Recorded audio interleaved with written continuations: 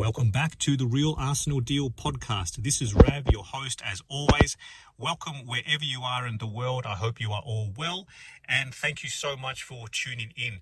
I am recording this. Look, I just had to get a recording out because there's so much going on at the moment, the last few days in the Arsenal world.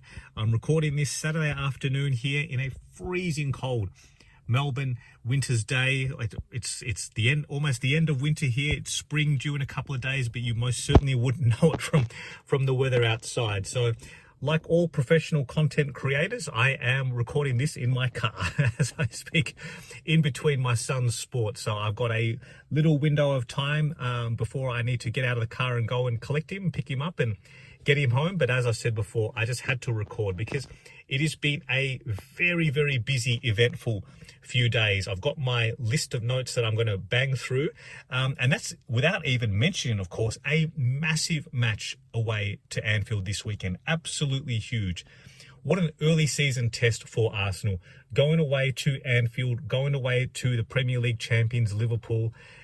I'm so keen for the match, and I would have remained so, irrespective of all the other stuff. It's a massive match, and I'm really, really keen to see how we equip ourselves, how Arteta sets up. And then, of course, we've got so much else going on. So I think what I should do is, I know Arteta's press conference is probably the most freshest piece. So I think I will start there in my running list of notes.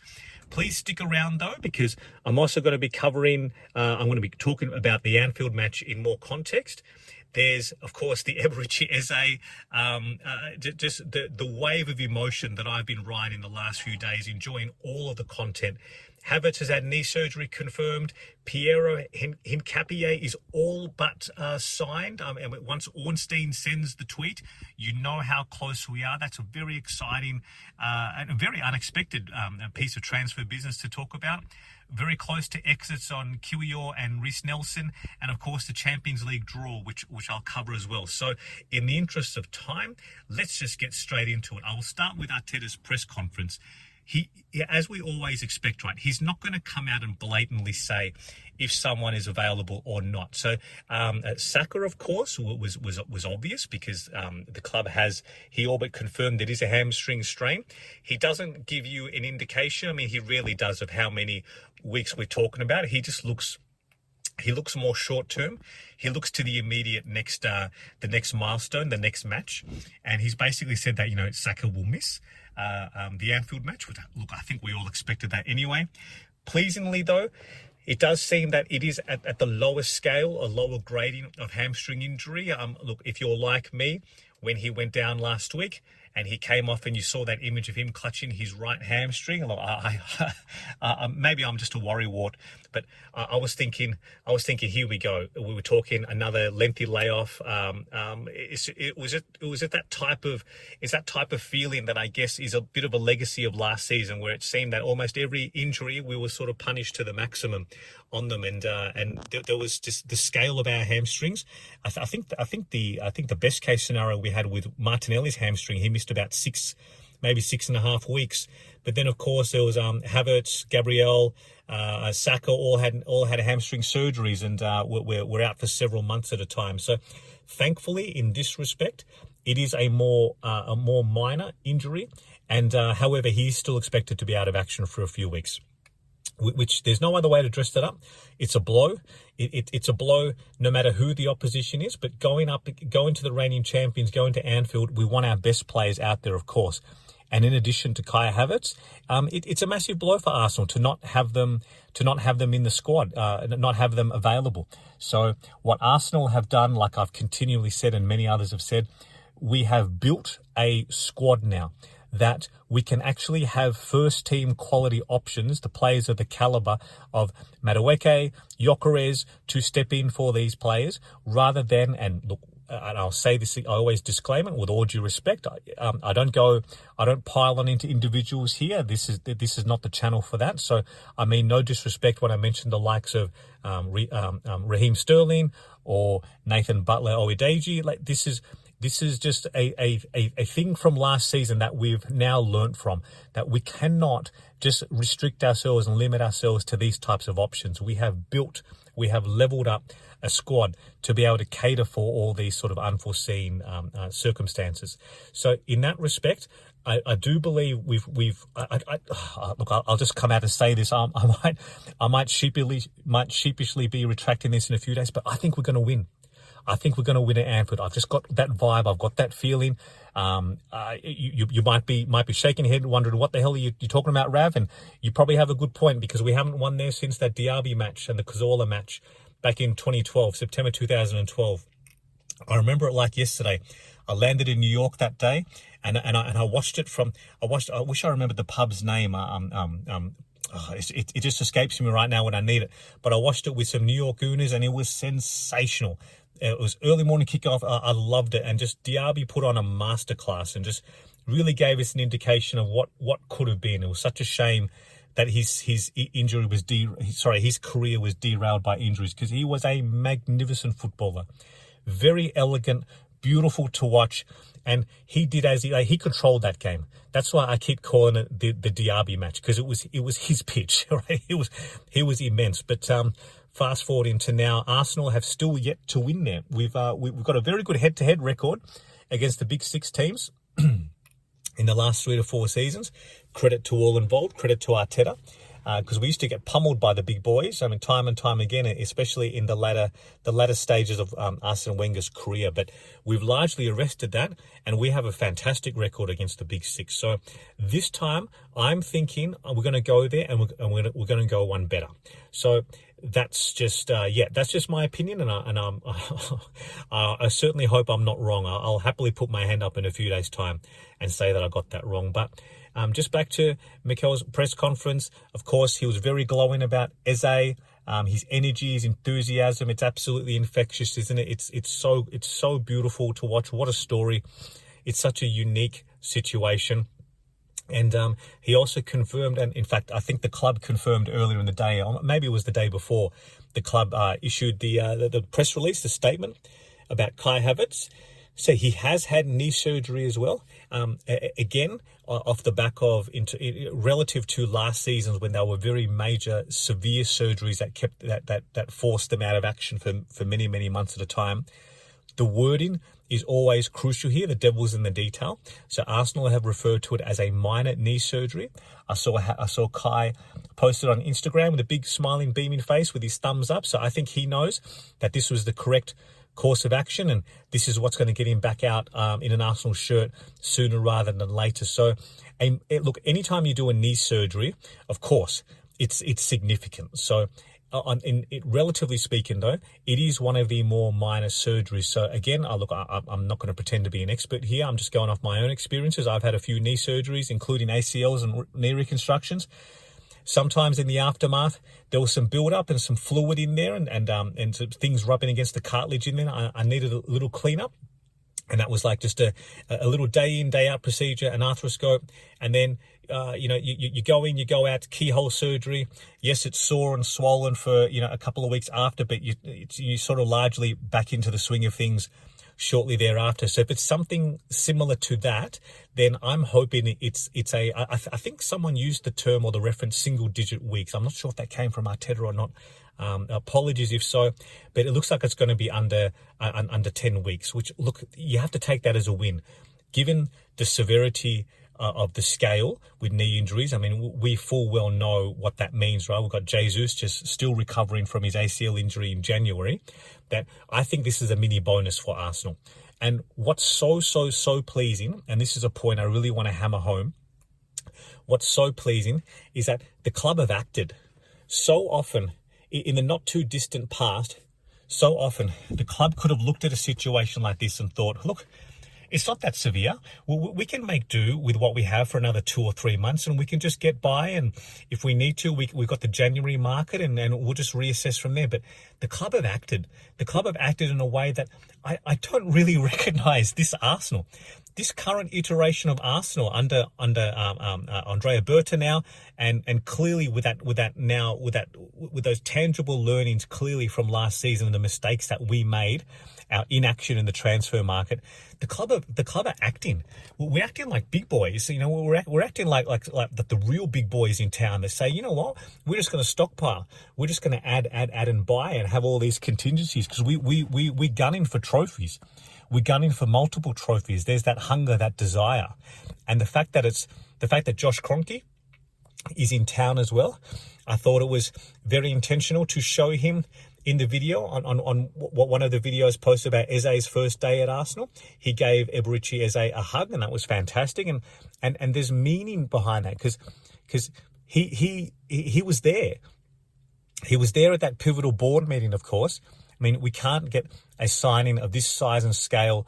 We can't really get any signing done at all if the ownership haven't signed off on it, right? But the fact that he was there was that board meeting called on that Wednesday afternoon. Mikel could go into that room with confidence, knowing that all the decision makers are sitting across the table from him. Tim Lewis, Richard Garlick, of course, Andrea Berta would be there, Josh Kroenke, and he can present to them, this is what we need to do, and we need to act, and we've got a player willing, literally willing. He rang me before the meeting. I need to call him back after the meeting, before dinner time, right? We've got a player desperate to come. And we've got the numbers, we've got the facts and figures, we've got the relationship with Crystal Palace through Tim Lewis and Steve Parish. And can we pull the trigger on this? Can we execute? And how brilliant to have Josh Kroenke in that room and say, yep, go for it. And we did it. And we acted like the big boys in town. And I love it. I love this iteration of Arsenal. This is sensational.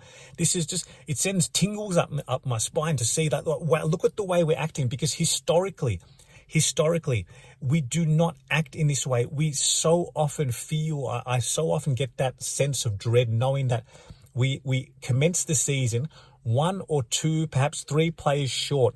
And lo and behold, it comes back to bite you. Despite what Arsene Wenger would say, and you know, so-and-so is like a new signing, or this player is returning, or Wilshere is returning from injury, or Rosicky, all beautiful players. They're all fantastic. I'm not having to go at anyone here. I'm just giving examples. We know what happens. Over the course of the season, we are going to fall short, and those gaps in the squad are going to expose themselves. And I'm so proud. I'm so thrilled that the club now has acted. And we have got an 8th signing imminent. An 8th signing. Piero Hincapie from Leverkusen.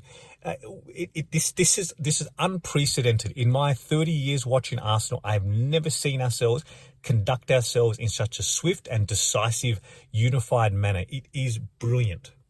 So I'll come back to Hincapie in a moment. I just want to round off the point about Arteta's press conference. I think the other major news to come out of it is around Odegaard. So he's very cagey as always. It's amazing how often between a press conference and an actual match day, it's amazing how often there's this mythical, magical training session that Arteta references. He always seems to find a way to say, "Oh, there's another training session tomorrow." I love it. It's just smoke and mirrors stuff with Arteta. He's a seasoned pro with this. I'm sure all the journalists that they know exactly what they're dealing with anyway, right? So Arteta referenced that he's of course not going to come out blatantly and say that Odegaard is or is not going to play. He plays his cards as close to his chest as possible. So I got the feeling, this is just again my gut feel, I feel that Odegaard is okay. I think that he will play. He's of course not going to say that. Now, whether he's fit enough to start or not, that remains to be seen. I think, again, going back to the earlier point that our strength in the squad, that it was very interesting last week that Arteta turned straight away to Nwaneri to come on in the first half when Odegaard came off. And Nwaneri I thought was excellent. He was fine. First time I can recall him being trusted in the Premier League in that position. And I think Ethan is next in line. However, it remains to be seen now. Do we throw Eze straight into the mixture here? So there's an argument to say that Eze should start on the left. There's also an argument to say that we should start Martinelli, who didn't feature at all against Leeds, because Martinelli has an excellent record against Liverpool. He really does. He's the type of signing that that we've had many bogey plays against us, right, over the years, that when they come and we see their name on the team sheet who've scored and assisted a lot of goals, we think, oh, here we go, they're going to do it again. There's so many players that we can all reference as an example of that. But maybe Martinelli is an example in the other direction. Like maybe he does have a bit of there's a bit of mind games as well with him being out there. He strikes fear into Liverpool and their supporters. So I wouldn't be surprised at all to see Martinelli start. I think it'll be Madueke to the right to start in place of Bukayo for this match. Gyökeres, of course, we're going to really need to manage his workload, and he's going to be essential for the next few months with Havertz out. So it's basically Gyökeres and Trossard and Merino to support him as centre forward options. We've got for the left, we've got Martinelli, again Trossard. We've got Eze there as an option. Eze, of course, can deputise as an 8 alongside Ethan. Ethan can also play on the right. He's also referenced in his interview, his contract extension interview, that he can play anywhere across the front 5, which was fascinating. That must have been part of the discussions in negotiating his renewal, his contract extension. So that's fantastic. Look, what an amazing position for Arsenal to be in, that we can go in and have these sorts of options. I think Ben White as well looks like he'll be short. I think there was more of a suggestion. This is just my interpretation. You might have a different viewpoint, of course, watching how Arteta answers his body language and whatnot and the word choice. But I got the sense that Norgard will be on the bench, that Norgard is closer to return than White. But look, it remains to be seen. Timber, of course, is magnificent and has been doing so well. Scored 2 goals last year and pretty much a man of the match performance. We can take him off with about 35 minutes to go and bring on Mosquera. How good is that? Christian Mosquera can play right back as well, and he looked absolutely fine. So we've got options. It's outstanding. We've got options. And speaking of options, I'll just touch on Hincapie now, because what a fascinating signing this is. So the wording in Ornstein's tweet is that we're looking at a loan first, a loan with then an option, not an obligation, an option to buy next season, a total package of around 52 million euros. So that is fascinating. So I get the sense, remember we did a structure similar with Brentford a few years ago with David Raya, in a summer that we had spent very heavily, of course. That was the Declan Rice summer. And I think Arsenal have an excellent relationship with certain clubs, and Brentford was one of them. We could go to them and say, look, we have heavy financial commitments. We want David Raya. We see him as our long-term goalkeeper. However, to assist us in terms of accounting treatment and structure, we will pay you a loan fee now, and then we will make the transaction permanent next summer. And I think it was all but a formality that it will be turned permanent. I mean, that was certainly the impression I got at the time, and that was proven to be true. So maybe it's something similar now, because Leverkusen have sold very, very well already this summer. So maybe they don't need the money right now, and that suits Arsenal because we have already heavily committed funds, as we all know, for the other 7 signings this particular summer. So maybe collectively it works for both of us mutually, that we pay them a nice little sizable loan fee now, keep them happy, cover his wages, of course, and then turn that deal permanent next summer. So that's fascinating. But look, as far as I'm concerned, I think Hincapie is going to be a permanent long-term signing for Arsenal. Fascinating profile. Fascinating, especially with Leverkusen playing with a back 3. He covers those spaces, and he's like a touchline fullback as well. He can get wide, he can give us width, something that we don't really have with the likes of Lewis Skelly or Calafiori, who go on those marauding sort of runs in the interior channels. So fascinating for Hincapie. I do wonder as well. I mean, again, I put these under the bracket of nice problems, nice questions to ponder. Where does everyone fit in? I know there's a lot of football and a lot of minutes. Absolutely there is. And all it takes is a couple of cluster injuries in one spot, and then we got the same player playing 3 times a week. So I full well acknowledge that now. However, with the balance of that left back position, we've got, of course, Lewis Skelly. Hasn't featured as much so far this season. Calafiori has that position nailed down for now, and I expect him to start at Anfield too. Hincapie is an option. He can also play as a left centre half, which is amazing because there's Gabriel who needs protecting too, just like Mosquera can protect, hopefully can help protect Saliba as the right centre half. We have options now across the back line. And of course, this is closely tied to the imminent exit of Jakub Kiwior, who I wish all the best. Like, what an absolute professional this gentleman is. You never hear anything from him. And I think we should, maybe we take that for granted because just not too long ago, I mean, remember when there was all that friction in the dressing room? You had the little cliques, Mustafi, Kolasinac, Ozil, they wouldn't even be registered. Socrates, I think, as well, was perhaps implicated in some of the stuff. Apologies if I got that wrong, by the way. I don't mean to name anyone that didn't do anything, but I'm just more so referencing we had so many players who were on the outs, training by themselves, not even registered in the squads, not even eligible to play, and just it's brilliant. Like over the last year or two, you hear nothing from Kiwior, heard nothing from the likes of Jorginho and whatnot. Just model professionals. Kieran Tierney, another one. Just model professionals who are just so happy to be there as part of the fabric of the dressing room, be there at Arsenal. And when you call upon them on the pitch, they give you everything. They bleed for the club, bleed for the badge, play for the manager and their teammates. And Jakub Kiwior, he leaves with his head held high. Like, what an outstanding contribution he made late season to Arsenal when Gabriel went down. And I remember the headlines at the time, it's going to be Kiwior versus Mbappe at the Bernabeu. Right, and look what we tore them apart, and Kiwior was integral to that. Even the year before, when we went on that major run in the back end of the season, winning 16 of our last Premier League matches, Kiwior was a staple at left back. Right, so he's a high quality footballer. He's a high caliber. He's Champions League level, and it sounds like he had a number of suitors, and he has chosen Porto to pursue his career. And I wish him all the best. Just an outstanding example of just, it didn't quite work out at Arsenal, but this guy gave it everything when we called upon him. And I respect the fact that the club is respecting his wishes and will support him elsewhere. It seems like a decent enough fee. Maybe it's a bit light on. You probably get a lot more selling to maybe some other bigger clubs in and around Europe. You most certainly get more money selling within the Premier League. But look, it is what it is.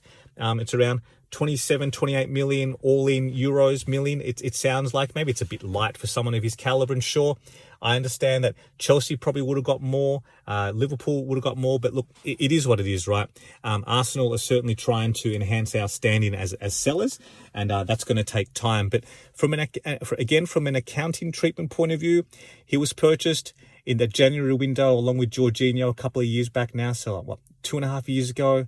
I think it was around 17 to 18 million euro at the time. So his book value will be a lot less, and it's pretty decent on paper from an accounting treatment point of view, a pretty decent profit that we can book. So that certainly suits Arsenal.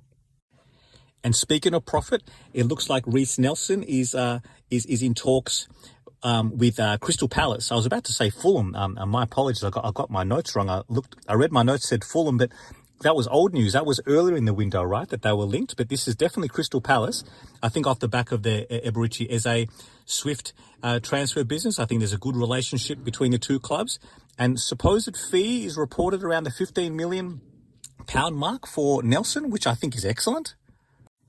Maybe others would have a different view, but I think it's a pretty strong fee. Again, academy product is pure profit from an accounting treatment point of view. He's injury riddled, unfortunately, has not been able to put together a really strong, consistent full-year loan spell elsewhere than where we can really capitalize on their market value. We've been able to benefit from that from the likes of Joe Willock and Balogun a few seasons ago, right? So unfortunately, that hasn't quite worked out with Nelson, but there's a hell of a player in there, right? If he can just get himself fit, and from a buyer's point of view, of course, that's the caution. His recurring injuries. He himself is coming off the back of a significant hamstring surgery as well early this year. Pardon me. So I think £15 million, if that's how it lands, I think that's a very fair and reasonable transaction. And all the best to Reiss Nelson. We'll always have that Bournemouth moment, right? I still watch it now and then. It still gives you chills. despite knowing how the season ended up finishing. It was a hell of a moment, and look, I certainly wish him well. So that seems another imminent exit, hopefully, and in the remaining few days of the window, there's still some more to finalise, of course. Vieira, Zinchenko. Let's see what news comes forward with them. So, look, I know I've been talking a lot. I want to, before I go and collect my son, I want to talk about Eze again, just very briefly. I'm sure you've all seen it as well by now. I've seen it a number of times, but that interview with Ian Wright, it is so wholesome. It is so good, and I love the fact how much more Eze content the club is putting out. It really is outstanding. That first day video was just beautiful. And I've been talking at length and showing this content to my wife and my sons as well as a wonderful example of you never give up. You never give up your dreams. I've explained to them that in my 30 years watching Arsenal, it is such a unique experience. The circumstances. Released when he was 13. He'd always dreamt of coming back to Arsenal. His family, of course, are staunch Arsenal fans. He referenced his seats at the Emirates Stadium when Arsenal play, when he comes to watch the club for home matches. You couldn't script this. It is such a beautiful and unique, special story. And for him to just realise his dream now, like that vision of him coming out before the Leeds match, he's shaking his head in disbelief. It is, oh my God, it's so emotional. And you can see it with him, you can see it with his family, and you can just see what it means, even with Ian Wright, with the two of them together. I cannot recall anything like this, and we've been talking about it at length since because of that reason of how special it is. So what a signing. He's just lifted the entire mood, the entire place, especially when he came out that day at the Emirates. Oh my goodness, it's something I've been watching on loop since, and in fact there's every chance that tonight I'm going to watch it again, right, now that I'm talking about it so much. So what a beautiful moment for Arsenal. I can't wait to see him play.